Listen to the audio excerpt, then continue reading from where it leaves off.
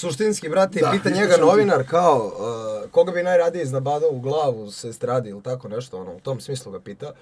I brate, ono, ležerno, lagano, kao kaže, Vojaža, ne znam koga je naveo Devita, ne znam kao, ali Vojaža je prvog pomenuo, kao on baš ne voli folirante, on ovo, ono.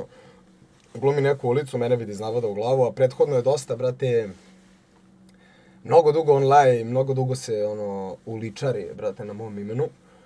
I sad ja sam iz fazona, buraz, okej, kao, razumem njegov gas, ja znam da je on istripao da je kriminalac, da je, brate, ulica, da je naš... Ali džaba ti kume sve to, jer šta će ti, brate, ta ulica ako stvarno uđemo u taj ring, ono, kao šta može da uradi? Razumeš? Mislim, opet, nehumano je da ja uđem u ring sa njim.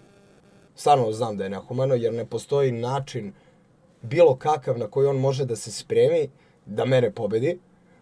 A opet, s druge strane, bi mu puko šljucu, vrate, kad god ga sretnem, ono. To je 100%, zato što je baš pogazio mnogo stvari, mnogo puta me isprozivao i mnogo je bezobrazan, u više navrate bio, vrate, i prema nekim mojim bliskim ljudima je baš bio bezobrazan i prema meni otvoreno je bio bezobrazan. Tako da ne znam, ono, šta god on doće, buraz, ja bi privatio.